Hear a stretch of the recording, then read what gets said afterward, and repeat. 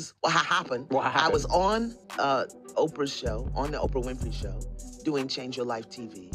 And then people saw me, and other networks came after. Iyanla Vanzant has revealed why Oprah is worse than Diddy. Known for her candidness and deep insights, Vanzant's accusation has sent shockwaves through the entertainment and self-help communities, prompting a closer look at Oprah Winfrey, one of the most influential media moguls of our time.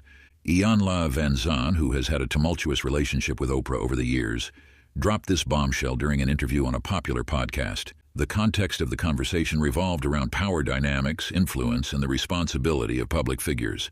Vanzant's history with Oprah includes both collaboration and conflict. She once had a show on the Oprah Winfrey Network called Iyanla, Fix My Life, which eventually ended amidst rumors of creative differences and personal tensions between the two women. Moreover, Vanzant accused Oprah of misusing her power and influence in ways that are more insidious than the widely reported allegations against Diddy. She implied that Oprah's public persona as a benevolent and inspirational leader hides a darker reality. According to Vanzant, Oprah has a tendency to control and manipulate those within her circle, ensuring that her narrative and brand remain unchallenged. This control extends to her professional relationships and the way she manages her media empire.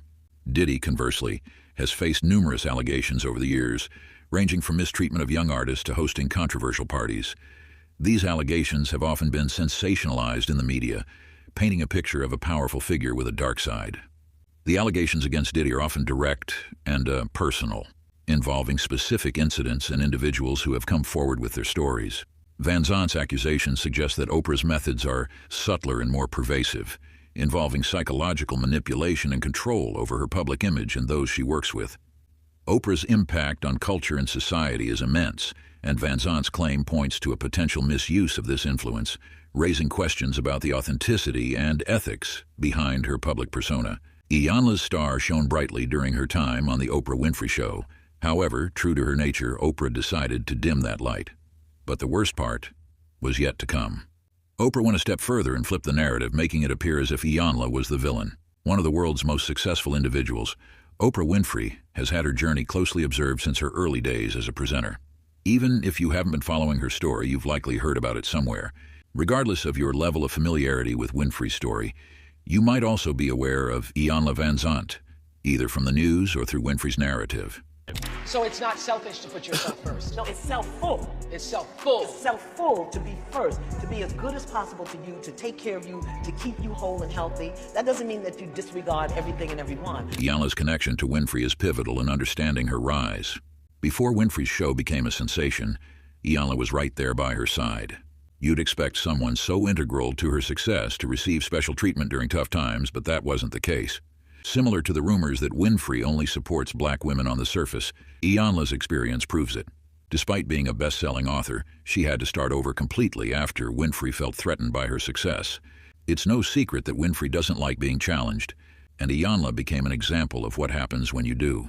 The consequences for Iyanla were severe. Losing her spot on Winfrey's show was just the beginning. It deeply affected her finances and career prospects, and it happened during a period of personal loss. You see, I had already been an author that had sold over 6 million books, 14 different titles. Yes, and I went on the Oprah Winfrey Show, and Miss Winfrey asked me back again and again and again, and eventually I became part of her Change Your Life faculty. Although there isn't any concrete proof linking Winfrey to all of this, it's difficult to overlook the fact that their falling out occurred at the same time as Iyanla's demise. Can Winfrey really maintain her innocence in all of this? The Oprah Winfrey Show has undeniably launched many successful careers in the entertainment industry. Figures like Dr. Phil and Dr. Oz are prime examples of this phenomenon. Their appearances on Winfrey's show catapulted them to global fame, a testament to the so-called Oprah effect. This phenomenon has repeatedly demonstrated its immense influence, as endorsements, frequent appearances, or even a regular segment on The Winfrey Show can significantly boost one's career. But while it catapulted some to fame and nearly did so for others, it also marked the demise of several, like Iyanla Vanzant. Iyanla's life story unfolds like a compelling tale of resilience. Born Rhonda Harris in the back of a Brooklyn taxi, her early years were marred by tragedy when her mother died of cancer when she was only 2. Raised by an absentee father involved in illegal gambling and a grandmother who subjected her to severe misconduct, Her childhood was filled with unimaginable hardships. As a teenager, she became a mother to 3 children by different fathers. Marrying one of them only led to further violence, pushing her to the brink of attempting suicide, all before the age of 25. Struggling on welfare with limited resources and the burden of her children's futures pressing on her, she encountered a turning point when she noticed a sign on a bus encouraging people to seek a better life at Medgar Evers College. Taking a leap of faith, she got off the bus and enrolled, which marked the beginning of her journey into show business. Iyanla's path ultimately brought her to the role of executive producer and host of the highly praised reality series, Iyanla, Fix My Life. This show became a remarkable success on the Oprah Winfrey Network. In the series, Iyanla dives deeply into the lives of individuals, employing spiritual principles to steer them toward inner peace and healing through self-reflection and personal growth. Oprah Winfrey has praised Iyanla as the most powerful spiritual healer, fixer, and teacher on the planet. Despite their shared achievements, their relationship has not always been smooth. A disagreement between them lasted over a decade, underscoring the complexity of their dynamic. One of the most notable periods in Van Zant's life was her fallout with Winfrey. As a motivational speaker, she rose to national prominence in 2000 through her regular appearances on Winfrey's show. However, in 1999, a television executive from another network offered her an opportunity, and she decided to take it. This led to an 11-year silence between Winfrey and Iyanla. But there's more to the story. When Iyanla received offers from other networks, she consulted with Winfrey's team first. They turned her down, prompting her departure and ensuing chaos. Iyanla explained, "We had a conversation, and the first conversation was, 'Do you want your own show now, or are you willing to wait?' I said, 'I'm willing to wait.' Then after being approached by multiple people, I thought, wait a minute, maybe there's something here I need to consider. So I went back and asked, 'Are you willing to do my show now?' She then admitted her mistake, explaining how she had launched into a long-winded account of everyone approaching her and feeling ready now, unaware that her words came off as trying to leverage a deal. The host felt insulted and extended an invitation for her not to return. She said, 'I was naive and foolish, asking questions that weren't well received.' Years later, the two hosts finally talked and realized their rift might have stemmed from a simple miscommunication. Reflecting on the situation, Iyanla said, 'I know I promised to wait, but let me explain why I didn't.' After more than a decade of silence, Iyanla was invited by Winfrey to appear on her show to address their differences. This situation was problematic because their conflict initially happened behind closed doors, so it would have been appropriate to resolve it privately. However, the more famous of the two had other plans. Winfrey had Iyanla come on her show and manipulated the conversation until Iyanla repeatedly admitted to making mistakes. And it was all good. I had traveled all over the country. I had done her show repeatedly, but I didn't know my own sense of worth. Iyanla shared on the show that her experience with another network taught her many lessons. It shook her to her core. She expressed feeling hurt and guilty about how she left, admitting she didn't fully understand her actions. This insecurity led her to make assumptions that she claims worsened the situation. Iyanla told Winfrey, "When you said, 'bless you, go forward,' that's not what I heard. What I heard was that I did the wrong thing and was being punished." That wasn't the only issue she discussed. She even admitted that she appeared on other major platforms. "I violated some protocols in the industry because I just didn't know," she told The Breakfast Club. Van Zant further added, "I didn't have a manager or an agent. I was approaching people like they were at Key Food, not realizing the assumptions about me in this industry. It was thought that I was being evasive, but I wasn't. I didn't even know what that meant." Van Zant explained that this led to a breakdown in communication, though they eventually repaired it after 11 years. She added, "They didn't think I was ready, but that was never communicated to me. So I thought, if they're asking for me, why can't we make it happen?" However, there's a possibility she felt pressured to present the story in a way that favored Winfrey, especially since she had shared a different perspective in a prior interview on the Tavis Smiley Show with host Michelle Martin. Van Zant shared her thoughts as an up-and-coming protege, saying, "A certain level of loyalty is expected from you. I didn't demonstrate that level of loyalty, and I think that applies to others as well. Had I stayed, it would have been true for Barbara Walters, too. Just look at the significant rift that occurred when Starr left The View." This suggests that Winfrey felt justified in letting her go because she believed she owed her loyalty, even if it meant sacrificing Van Zant's own career progression. What really sealed the deal in this interview was when Iyanla revealed that she didn't have a single conversation with Winfrey during all of this. She further revealed, "Let me say this, and this is why what you heard in the clip when I said I didn't know it was about me. I never had a conversation with Oprah ever. People thought that we were best friends, and we went to lunch all the time. I had never had a conversation with her, so all of this that was translated happened between me and her lawyer, not between me and Oprah." Several fans have pointed out the stark contrast between Iyanla's story and what she shared on The Winfrey Show. They highlighted that among the many people Oprah has featured, Iyanla Van Zant stands out as the only black person she prominently showcased. Fans are making a valid point, as Iyanla seems to have struggled to move on from the show more than others. So what happened?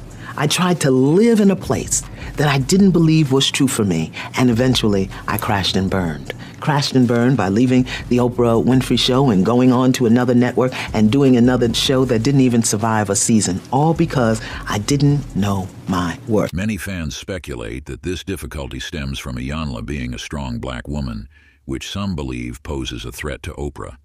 There is some merit to this perspective, especially considering recent instances where Oprah has been perceived as undermining black actresses, including Toni Braxton. Notably, Toni Braxton faced a significant decline in her career after enjoying fame as a renowned songwriter. She encountered a series of devastating setbacks, including financial difficulties and a serious illness. Speculation has arisen about a potential link between her downfall and Oprah Winfrey, leaving many wondering how the two are connected. Toni Braxton burst onto the music scene in the late 80s, captivating fans with her extraordinary vocal talent and timeless songs. In addition to her enduring success in the music industry, she has gained recognition for her involvement in Braxton Family Values, a popular reality TV show on WeTV featuring her sisters and mother. While she has rightfully earned the title of Grammy Award-winning R&B legend, Toni has also faced significant challenges throughout her career. One particularly trying moment was when she filed for bankruptcy. In a candid interview on VH1's Behind the Music, Toni discussed her bankruptcy and how it was perceived by the public and fellow celebrities. During this challenging time, she also appeared on The Oprah Winfrey Show. As is typical for guests, Toni expected questions about her current situation. However, she was taken aback by Oprah's unexpectedly tough line of questioning, leaving her in a state of disbelief. B-R-O-K-E, broke? Broke. Like broke? Like, no money. No money. Yeah. Like net worth what? Negative. Negative. Negative. She has filed for bankruptcy. Appraisers are now taking stock of her personal possessions, her baby grand piano, her Gucci silverware, her Porsche and Lexus. They're even counting her shoes and her Grammys. During the interview, viewers interpreted Oprah's questions as subtle criticism of Toni Braxton's spending habits, suggesting that Toni's extravagant expenditures played a significant role in her bankruptcy. In response to what she saw as Oprah's rudeness, Toni stated, "She was so freaking mean to me. I was in shock." Before the interview, Toni had expressed her deep respect and affection for Oprah, admitting she never expected Oprah to be as critical as she was during their conversation. She remarked, "I couldn't believe it because I loved her so much. I admired her and looked up to her, and she pretty much reprimanded me." According to Braxton's recollection, Oprah's disapproval didn't stop there. Toni recalled Oprah saying something like, "I've heard you have Gucci," which was interpreted as a critique of her spending. While Oprah may harbor some resentment and jealousy toward beautiful and talented women like Toni, she didn't spare the men her shady side either. It's important to highlight what Oprah did to Michael Jackson and his family back in 1993. Michael granted Oprah permission to visit Neverland for an exclusive interview, which significantly boosted her global prominence beyond the U.S. However, following Michael's passing, Oprah capitalized on the controversy surrounding the HBO documentary Leaving Neverland. She began to tarnish Michael's name by hosting a special featuring his accusers, Wade Robson and James Safechuck, men who had previously testified under oath that Michael never harmed them. In response, Monique called out Oprah for damaging Michael's legacy. Faced with backlash, Oprah defended herself, claiming she aimed to highlight the patterns of seduction used by offenders and to expose broader issues within the entertainment industry. In 2012, Oprah utilized one of Michael Jackson's grieving children for her own gain by airing a tell-all interview with Jackson's daughter Paris on the OWN network. She claimed it was intended to benefit Paris's burgeoning career. However, Jackson's fans quickly called her out. They even wrote a letter stating, "We can't help but notice the irony of the current situation. The man you spent nearly a decade criticizing, stopping short of labeling him a child molester, is the very person whose name and legacy you are now exploiting to save your faltering network." No doubt topping the list of TV rescues would be a repeat of history. The letter concluded by saying, "Having crowned yourself a child defender, we find it distasteful, disgraceful, and hypocritical that you are now using grieving children whose father you tried to sway a jury to send behind bars when it suits you." Few in the media have called out Oprah's shameful exploitation and hypocrisy, but we applaud the few who did. In a surprising twist, fans began to question Oprah's silence regarding Harvey Weinstein's victims, especially following her vocal stance on Michael Jackson's legacy. Many noted a perceived double standard, wondering why she didn't advocate for the women who spoke out against Weinstein with the same intensity. This prompted Monique to take to social media, where she posted a lengthy open letter addressing Oprah. She accused Oprah of treating individuals accused of similar offenses differently depending on their race. She wrote, "Dear Oprah, I felt compelled to reach out to you after noticing the disparity in how you respond to those facing similar allegations. During your interview on CBS Mornings with Norah O'Donnell, you mentioned that you always try to see the silver lining even in difficult situations." Monique went on to highlight that while Oprah Winfrey seemed to distance herself from the allegations against Weinstein, she did host the HBO documentary Leaving Neverland, which featured two men who accused Michael Jackson of mistreatment during their childhood. Monique further pointed out that Winfrey agreed to executive produce a documentary featuring some of the approximately 20 women who accused a music mogul of misconduct. In addition, Michael Jackson's family expressed their disappointment with Oprah, calling her decision to side with his accusers a profound betrayal, especially following her interview with them. Winfrey Neverland interview. Oprah Winfrey Neverland interview. Now, why are we doing this show today? Was it right? Oh, I'm sorry. Was it right, or was it for rating? Michael Jackson's family expressed their disappointment with Oprah Winfrey for aligning with his accusers, labeling her interview with them as a profound betrayal. In a conversation on the Tom Joyner Morning Show, Taj and Brandy Jackson, Michael's nephew and niece, defended their uncle's innocence against the allegations highlighted in HBO's Leaving Neverland, which they described as one-sided propaganda. Brandy criticized Oprah's post-documentary interview, stating that it was a significant letdown in terms of journalistic integrity. Taj echoed her sentiments, recalling previous experiences where Oprah sought interviews with their grandmother and Michael's children, insisting that she often prioritizes ratings over truth. To him, her actions represent the ultimate betrayal. Regarding Monique, her perspective on the issue stems from her own experiences. To provide some context, in 2009 she received widespread acclaim for her remarkable role in Precious, a film directed by Lee Daniels and produced by Oprah and Tyler Perry. After completing her contractual obligations, Monique anticipated some well-deserved time with her family. However, Oprah and Tyler requested that she travel abroad to promote the film without any compensation. In a respectful decline, Monique clarified that she had fulfilled all the requirements outlined in her contract with Lionsgate. Despite her efforts to explain, Lee Daniels reportedly issued a caution about potential repercussions, which sadly turned out to be accurate. The media quickly began to depict Monique as a demanding and troublesome figure on set. It was during this challenging period that she began to understand the true character of those around her. As if that weren't troubling enough, Oprah took a questionable turn by trying to capitalize on Monique's trauma for ratings. Monique had previously revealed the painful experience of being mistreated by her brother Gerald and the disbelief she faced from her parents when she spoke out. In 2010, Oprah devised a plan to invite Gerald onto her show and even attempted to involve Monique.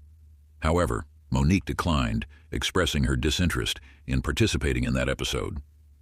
Although she had no objections to her brother being featured, she was shocked when the episode aired, and Oprah not only included Gerald but also their parents, the very ones who had dismissed Monique's traumatic experience. This revelation deeply affected her, prompting her to reach out to Oprah to discuss the situation. Unfortunately, Oprah remained silent. Eventually, They encountered each other at a Hollywood event, where Oprah tried to downplay the incident, claiming she had no knowledge that Gerald would bring their parents. Monique was skeptical and felt that Oprah was not being truthful with her. Make sure to check out some of our other videos on the screen if you enjoyed this one.